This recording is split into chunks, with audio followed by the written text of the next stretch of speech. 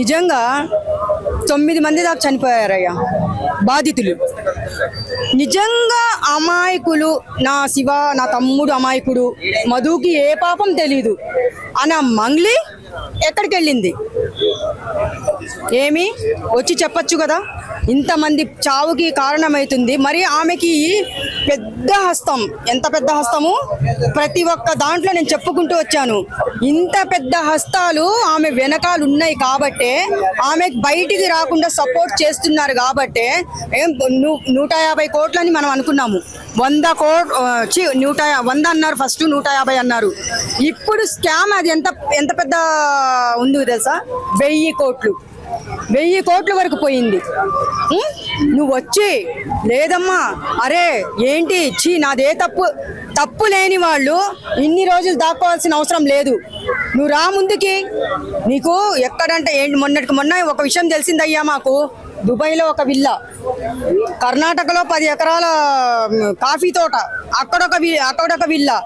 నీకు ఏ స్టేట్లో చూసినా అక్కడ విల్లాలు, తోటలు, పెద్ద పెద్ద గిఫ్ట్లు, గోల్డ్ ఇదేంటి డైమండ్ నెక్లెస్లు అన్నీ తీసుకున్న దానివి. ఏ తప్పు తెలియదు. నేను పేదరికం నుంచి వచ్చాను, నేను పాటలు పాడి సంపాదించుకున్నాను, మాది పేద కుటుంబము, మాకు ఒక్కొక్కసారి తినేయడానికి లేదు అన్న దానివి. అదే పేదవాళ్ళు నీకు డబ్బులు మీకు ఇచ్చారా డబ్బులు? ఆ పేదవాళ్ళ ప్రాణాలతో నువ్వు ఆడుకుంటున్నావు కదమ్మా. వచ్చి మాట్లాడొచ్చు కదా, ప్రెస్ మీట్ పెట్టచ్చు కదా, నువ్వు వచ్చి సమాధానం చెప్పుకోవచ్చు కదా.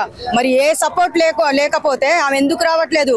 ఎందుకంటే ఆమె వెనకాల పెద్ద హస్తాలే ఉన్నాయి, మామూలు వాళ్ళు లేరు. ఇప్పుడు నిన్న ఏం తెలిసిందంటే మధు అకౌంట్లోకి డబ్బులు పోయినాయి.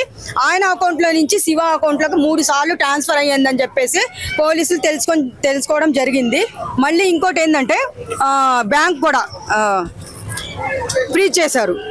ఏంటి, లాక్ చేసి పెట్టేశారు. అంటే నీకు ఏం తెలియదు, డబ్బుల విషయం నీకు తెలియదా?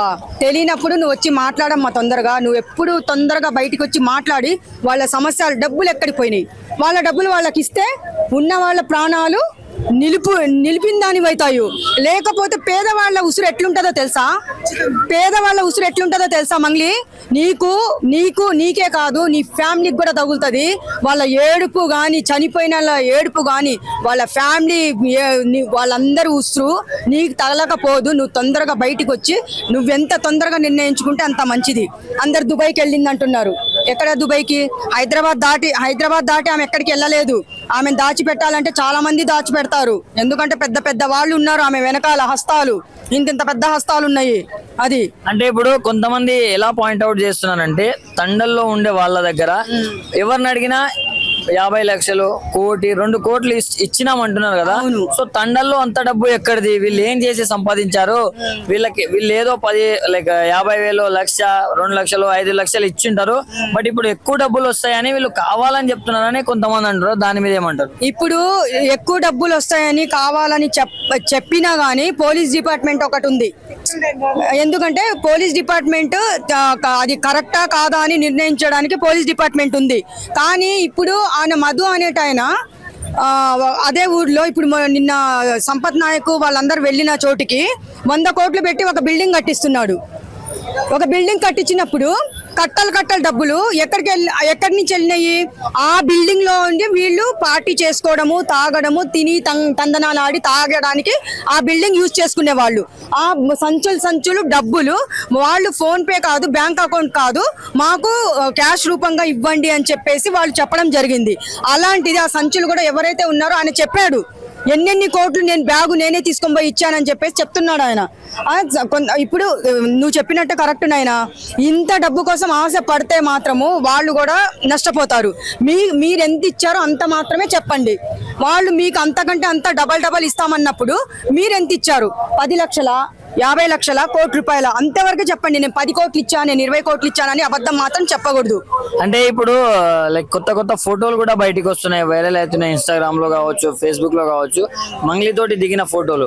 సో జస్ట్ ఒక అభిమానిగా నా దగ్గర సెల్ఫీ తీసుకోవాలని మంగ్లీ అంటుంది. బట్ ఇక్కడ ఫోటోలు మాత్రం వైరల్ అవుతుంది. దాని మీద ఏమంటారు? అవును, ఇప్పుడు వాళ్ళు మాట్లాడే వాళ్ళు కూడా ఏమంటున్నారంటే, మేము ఒక చోటికి మేము ఇట్లా తాగడానికి వెళ్ళాం. ఒక వీడియోలో చూసాము, అర్ధరాత్రి తాగుతుంటే మనకి పోలీసులు కూడా వెంట పడింది మనం చూసాము.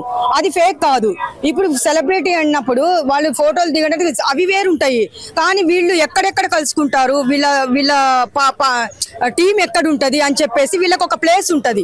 ఆ ప్లేస్ లో కలుసుకొని వాళ్ళు ఫోటోలు ఎంజాయ్ చేసుకుంటూ ఫోటోలు దిగిన ఇప్పుడు వీళ్ళు బయట పెడుతున్నారు. అది మాత్రము వైరల్, అది ఫేక్ ఫోటోస్ ఏం కాదు.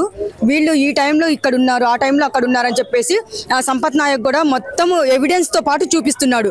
ఆయన అంతా గట్టిగా అరిచి పాపము ప్రాణాలు పోతున్నాయని చాలా బాధపడుతూ చెప్తున్నాడంటే ఆయన ప్రతి ఒక్కటి చెప్పిందంతా 100% సంపత్ నాయక్ మన ప్రత్యూష చెప్పిన దాంట్లో ఏది అబద్ధం లేదు, మొత్తం నిజం ఉంటది. కానీ వేరే వాళ్ళు వీళ్ళు డబ్బుల విషయంలో మాత్రము అది తేల్చాల్సింది ఎవరు, ఆ డబ్బులు ఎక్కడికి పోయినాయి, ఎవరి అకౌంట్లోకి పోయినాయి, ఎంత డబ్బు పోయింది.